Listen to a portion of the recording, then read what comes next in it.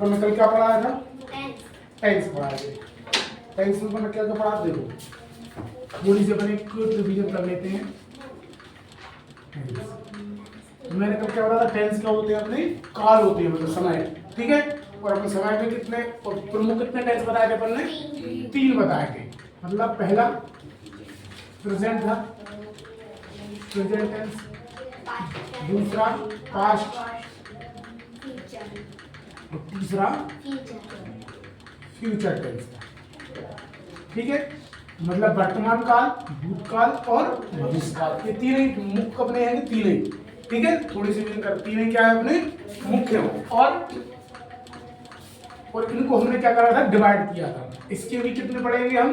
4, ठीक है। कौन कौन से? पहला हमने कौन सा पढ़ा है बताया था? इंडेफिनिट, दूसरा कंटिन्यू, तीसरा अपना परफेक्ट था और चौथा अपना था पास्ट नहीं बेटा, परफेक्ट कंटिन्यू, ठीक है। अगर हम देखो प्रेजेंट के पढ़ेंगे तो ये 4 पढ़ेंगे, और पास्ट के पढ़ेंगे तब भी हम यही 4 पढ़ेंगे, और फ्यूचर के पढ़ेंगे तब भी हम यही 4 पढ़ेंगे, ठीक है। तो 4 ये पढ़ेंगे, कितने होगा? 12 होगा। अब हमने क्या करा था? इनको भी हमने डिवाइड कर दिया था। तो इसका पहला कौन सा? हमने पॉजिटिव, नेगेटिव और इंट्रोगेटिव, नेगेटिव प्लस इंट्रोगेटिव, ठीक है। तो ये जब हम अभी समझ लेना अच्छे से, ये प्रेजेंट जब हम पढ़ेंगे, पहला पढ़ेंगे प्रेजेंट इंडेफिनिट, राइट। तो प्रेजेंट इंडेफिनिट तो कौन सा पढ़ेंगे? पहले पॉजिटिव, मतलब सिंपल कह सकते हैं अफर्मेटिव, फिर इसका ही नेगेटिव पढ़ेंगे, फिर इसका इंट्रोगेटिव, फिर इंट्रोगेटिव प्लस नेगेटिव पढ़ेंगे, ठीक है। इसी तरह पढ़ो। इनको बनाने के लिए सबको अपन ने क्या बता दिया था? कि मैंने क्या कहा था? क्या चाहिए अपने? मसाले, है ना, मसाले ढूंढ लिए थे। तो और मैंने टेंस बॉडी पार्ट्स भी लिखवाए थे जो इंपोर्टेंट रहेंगे, तो ठीक है। अब देखो, अगर हम इसमें हमने कहा था प्रेजेंट में बारे में क्या रहेगा? हा, और पास्ट में था, और फ्यूचर में, ठीक है। ये अपनी छोटी सी पेड हो गई। ये क्या था? समझ मैं क्या कर रहा हूँ, ठीक है। इतनी चीज समझ में आ गई, ठीक है। अब अपन ने क्या करेंगे? इनको हेल्पिंग वर्ब, और कल मैंने क्या कहा था कि टेंस वर्ब के विदाउट नहीं बन सकता। सब्जेक्ट नहीं होगा तो चल जाएगा, ऑब्जेक्ट नहीं होगा तो चल जाएगा, लेकिन वर्ब जरूर होना चाहिए। अगर वर्ब नहीं होगी तो टेंस नहीं बनेगा।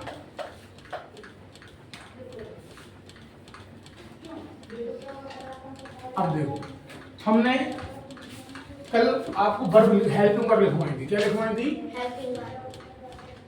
हेल्पिंग वर्ब, मतलब सहायक क्रियाएं। कितनी थी? 22 हुई, ग्रुप 22 हुई। हेल्पिंग वर्ब बेटा वो तो टेंस बॉडी पार्ट्स है। देखो हेल्पिंग वर्ब प्रेजेंट में कितनी लग रही है, पास्ट में कौन सी लग रही है, और फ्यूचर में, ठीक है। जैसे कि प्रेजेंट में 10 नहीं, प्रेजेंट में 10 नहीं होंगी, 9 होंगी, गिनो।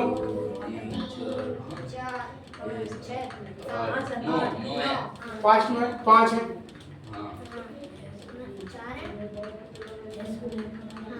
5 होंगी,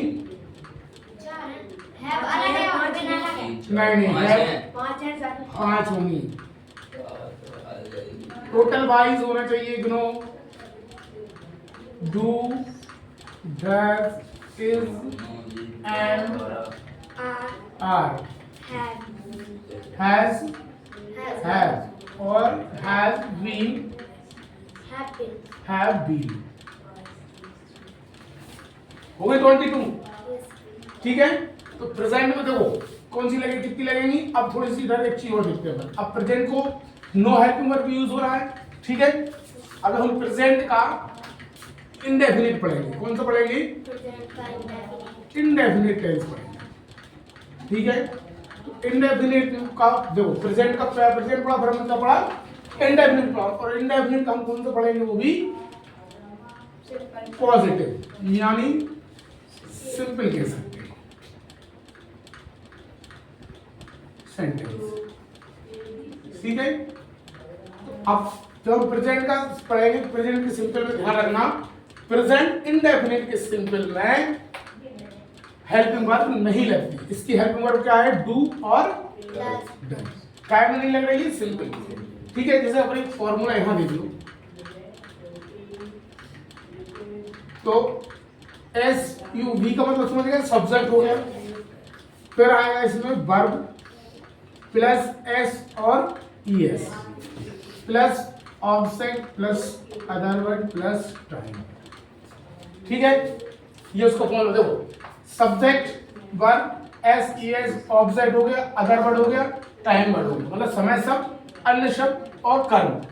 ठीक है, तो ये इसका फॉर्मूला, इसमें हेल्पिंग वर्ब नहीं लग रही है। प्रेजेंट इंडेफिनिट के सिंपल में हेल्पिंग वर्ब का यूज नहीं होता है, और उसको वर्ब में क्या लगती है? ये वर्ब है, यानी क्रिया में क्या जोड़ रहे हैं हम? एस और ईएस। अब ईएस कैसे लगाते हैं? जिन क्रियाओं के अंत में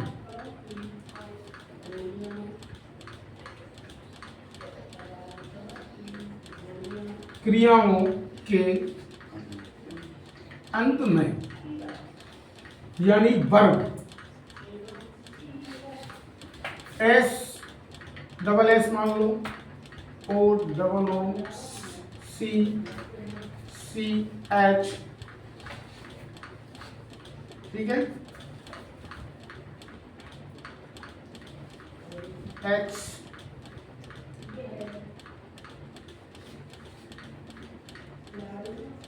इत्यादि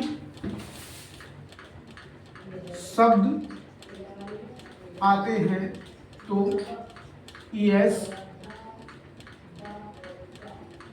लगाते हैं। ठीक है, जैसे कि देखो क्या आना चाहिए लास्ट में? इतने वर्ड यूज होने चाहिए, तो अब लिख रहे हैं WATCH, क्या आया लास्ट में? CH आया, तो इसमें क्या जोड़ देंगे? ES जोड़ देंगे। ठीक है, तो जी कैसे हो जाएगा? WATCHES, वॉचेस हो गया। ठीक है, और